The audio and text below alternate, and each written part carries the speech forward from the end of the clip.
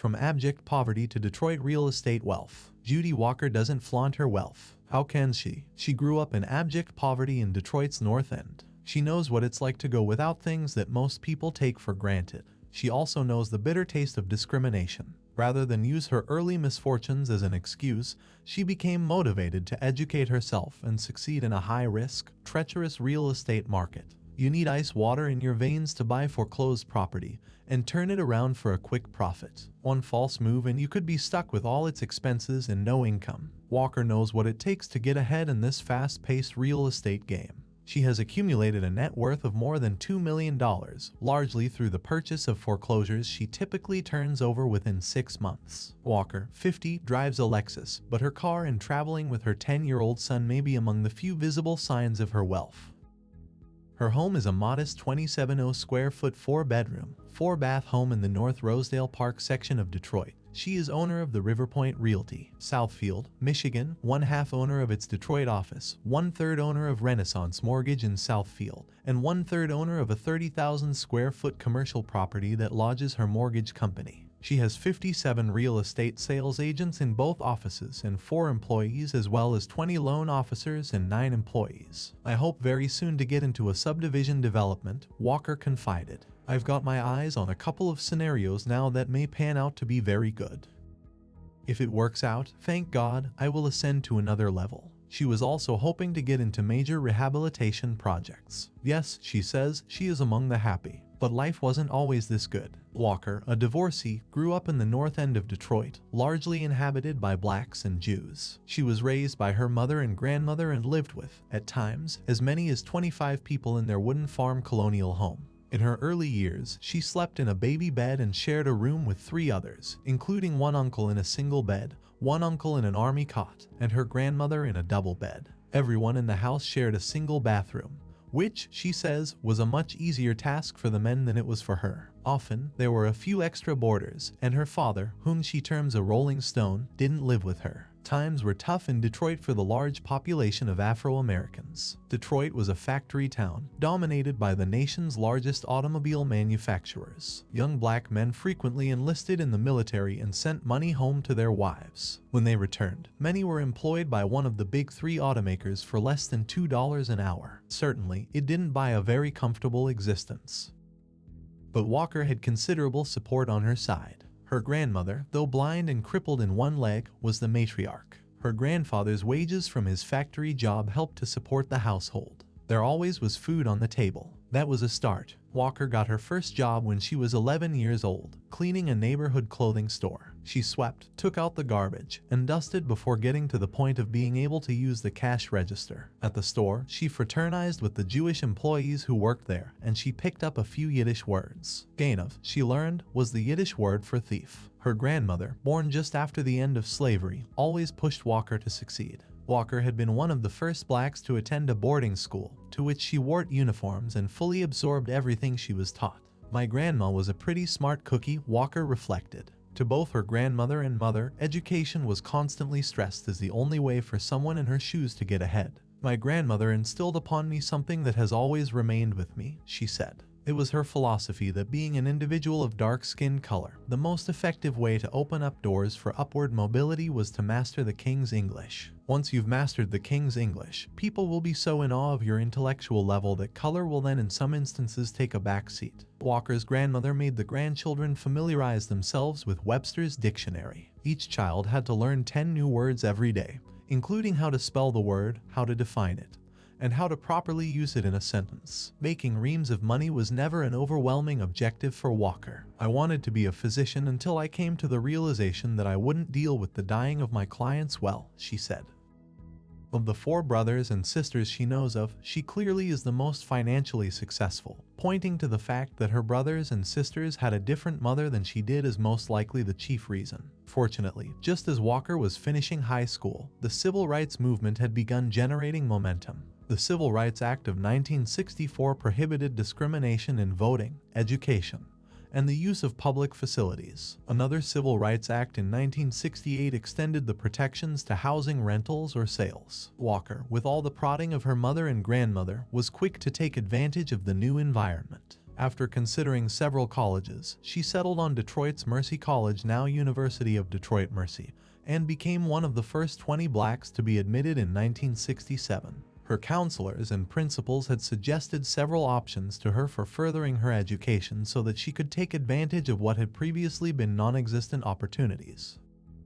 Nevertheless, after careful discussions with her mother, she opted to choose a Detroit-based school. Her family knew that being among the first to test the new racial environment wasn't going to be easy, so it was smart to attend a school close to home, just in case things didn't work out. Their prognosis proved correct. She left the school in her second year. Walker didn't have an easy time being among the chosen few. Religious and racial differences at Mercy College made life uncomfortable. It was different because of the Catholic influence, she said of her initial college experience. "I'm a Baptist. Becoming acclimated to college life was difficult in itself." In her first year of college, on April 5, 1968, Martin Luther King Jr. was shot to death and school immediately closed. Walker was forced to deal with ignorant questions from some of her white peers that, she admitted, pissed you off. They would ask if we had tails. They would ask if we had shoeshine polish on our faces. Back 30+ years ago, what they were accustomed to in terms of watching TV was white people with black face paint. Add to the barbs a grueling schedule. At the beginning of her sophomore year, Walker took a full-time job working at the post office. "I went to school 8 a.m. to 4 p.m. and worked at the post office 5 p.m. until 2 a.m. After 1 year, my HOD went into a physical exhaustion shutdown. Forced to choose between survival and education, she left the unpleasantness of Mercy College but continued working at the post office before taking a full-time job at Blue Cross Blue Shield. Today, when Walker talks about those difficult early days in college, she expresses understanding of her white classmates. "Any rational mind could discern that these people certainly knew no better," she says. "This misinformation still exists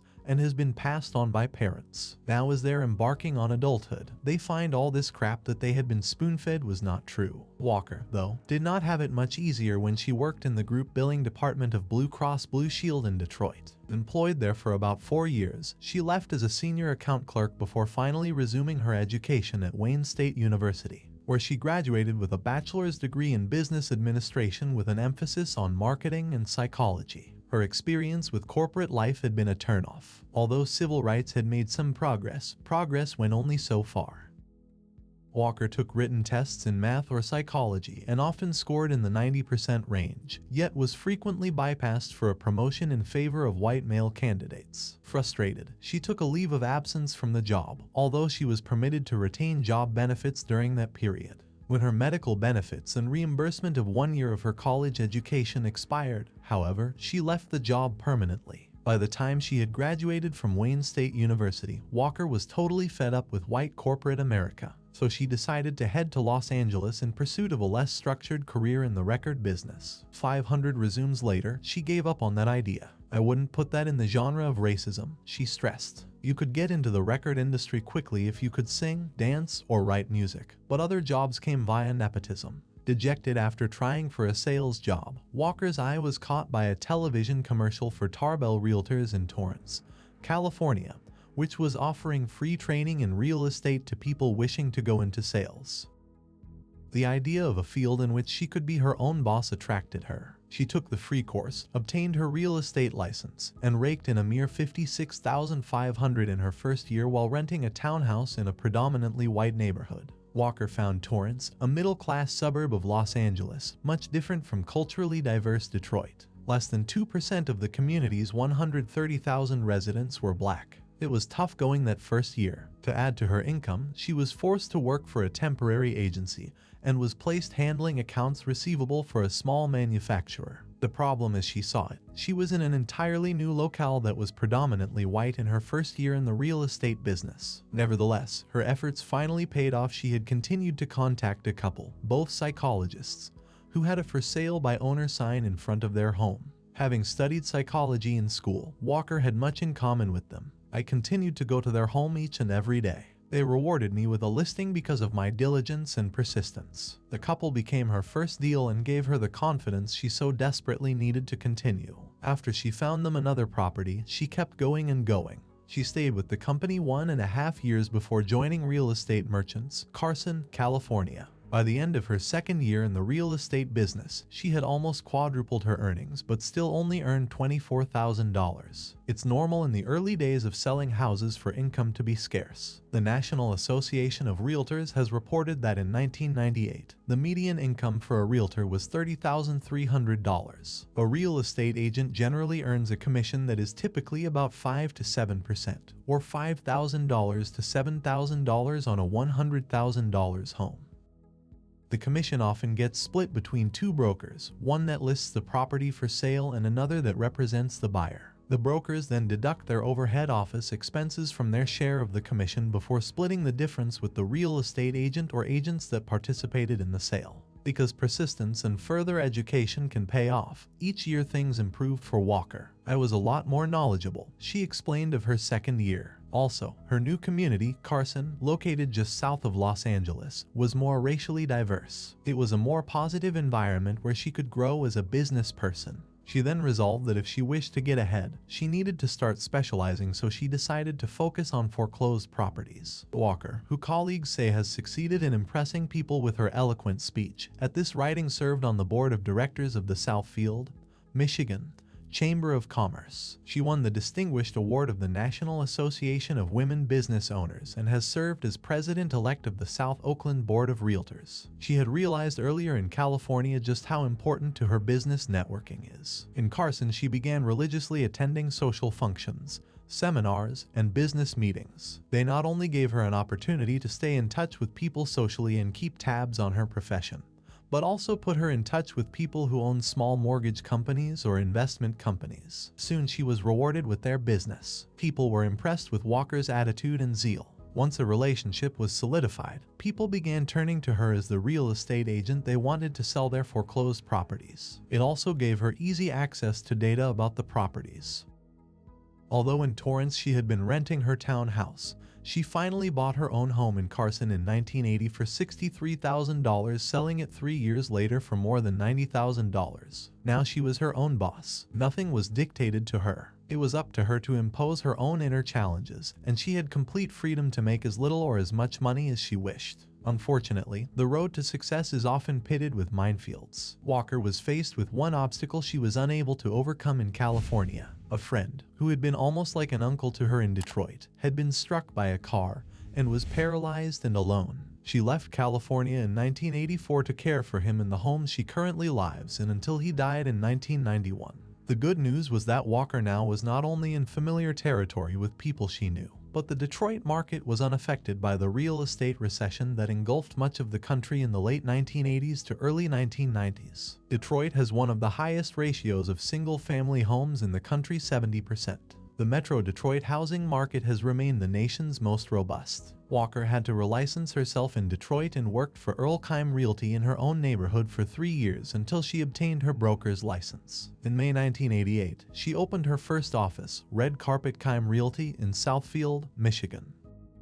Part of a nationwide franchise like Century 21, the office cost her entire life savings and 2 insurance policies, she told Essence magazine, noting she put down $30,000 to buy the office. For the first 6 months, the only one who got paid was the secretary. Walker was among 18 of Kheim's franchised owners who didn't see eye to eye with the bank that owned the company, Colonial Central Bank in Mount Clemens, Michigan. Under the whole master franchise umbrella, there were 67 offices. We had filed a class action suit against the bank, rather than everybody going broke by involving attorneys. The bank and company opted to sell the master franchise to the group in 1994. Each owner put up $20,000 and controlled and operated the company before it was sold for a profit to Home Life Inc. Toronto, in 1996. The arrangement taught Walker one major lesson. It is almost impossible to be among the brokers running a company at the same time that you're a broker under that same company's umbrella. After all, as a broker, you're impacted directly by those decisions. I think we all learned how impossible it is, she said. As committee members, the brokers met regularly to run the company along with an executive officer. In retrospect, Walker, along with others, believes they should have hired an executive officer to handle the company exclusively. By taking such an active role, we in effect had to make decisions that were not in the best interest of us as independent brokers under that umbrella. When the company was sold, the deal's terms were placed under a court gag order. However, Essence reported that Walker received more than 100% profit on her investment. Walker remained a franchise owner under the umbrella until 1998, when she severed the relationship and went into an independent partnership with Willie Neighbors Jr. She changed the name of the Southfield office to Riverpoint Realty. Walker says she was unable to single out one transaction that has contributed to the bulk of her wealth. I always have something cooking, noting her workdays often range from 12 to 14 hours. One key mistake she thinks most people make when it comes to buying foreclosures, though, is buying into the no money down infomercials. What these gentlemen are doing is selling videos and cassettes. I've never bought one of those deals. In fact, she gets telephone calls from people who have bought deals from infomercials without understanding that the only people making money from them are those conducting them. Walker is not the only one advising against buying into no money down infomercials. Both the Federal Trade Commission and North American Securities Administrators Association also have issued stern warnings about attending high-cost seminars and buying expensive books sold via paid infomercials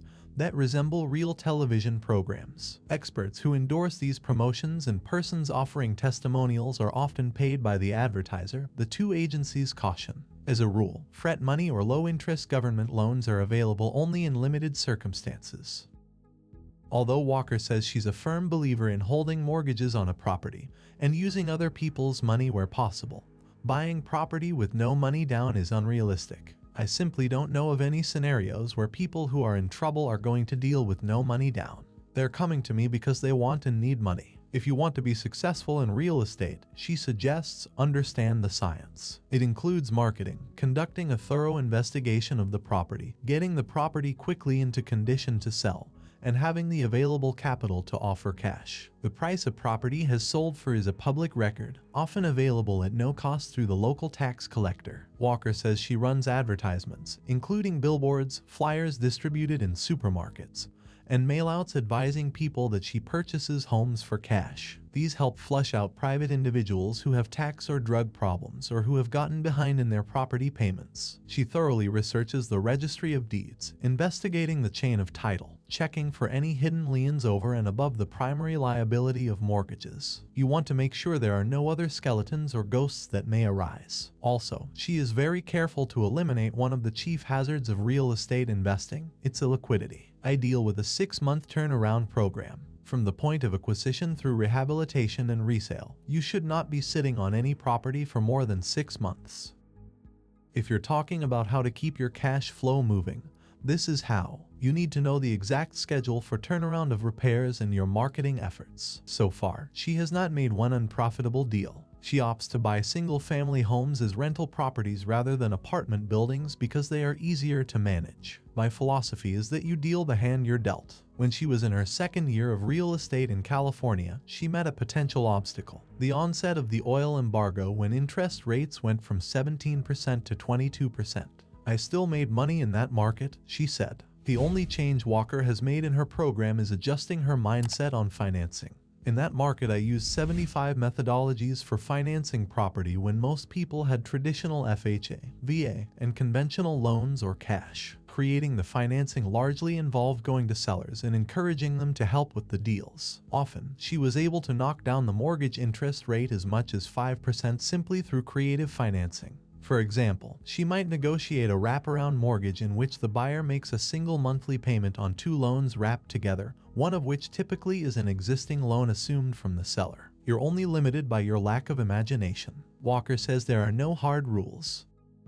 Many of her decisions are fueled by instincts and concrete research. Take the colonial house she bought a few years back that nobody was interested in, for example. As you walked into the entryway, you could see above you clear into the upstairs bathroom. The ceiling collapsed. Paint was peeling off the walls. You had to step over things to get through. Looking at it through the lay eye, it was a horrendous set of circumstances. But Walker was able to see the potential. The house was in the Grandmont subdivision, one of the more desirable middle-class communities in the city. It was the type of area that was constantly improving. I acquired it for $23,000, shelled out $15,000, and sold it for $100,000. A key, she says, is knowing the right contractors and learning about the project yourself. I'm a licensed contractor and builder, she explained. That Grandmont house, though, was a major challenge. With any home that has been vacant for a long period, plumbing problems can develop. You think everything's alright and you may have some piping that has a fine hairline crack that doesn't show up right away. Then you bring in people to install drywall, and you go there one day and find a big puddle. The stress from constant water pressure could make that hairline crack split wider. Then you have to rip up the entire wall. How much extra this is going to cost you, she notes, often depends on how much control you have over the crew doing the repairs. If you have contracted this out to Mr. Belvedere or Father and Sons, then you become dependent on the information they give back to you. Bad move. A situation could have been as simple as replacing a 3-foot section of horizontal piping. Yet an outside company may try to convince you that you need to do a $3,000 or $4,000 plumbing job.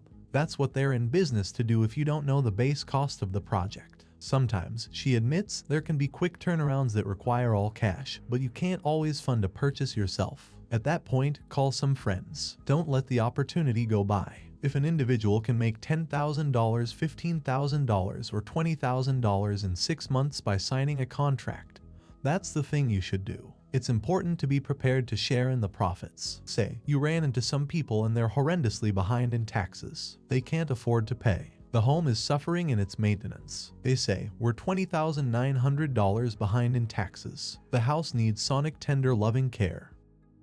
We'll sell it to you for $23,000. That is definitely an all-cash deal. But say you only have $15,000. Eyeballing the house, you figure it will take $10,000 to get it back into shape, which brings your cost to $33,000. On the backside, you can sell it for $70,000. I would not hesitate to go to a friend or business partner and say, look, I found this great opportunity. I can't afford it totally myself and would like for you to take a look at the house. Sit down with me and do the X and O in seeking financial assistance. Walker thinks it's important to couch the request as a great opportunity rather than a loan. Generally, when it's presented in that way, people receive it in that way. Sometimes, it's virtually impossible to do the whole thing yourself. If you have to share or divide the proceeds on your first 4 or 5 homes, keep in mind that each time you knock down one, you're amassing more capital. Now you get to 6. You've sold 5 others. The next one may be one you can do yourself without any outside financing.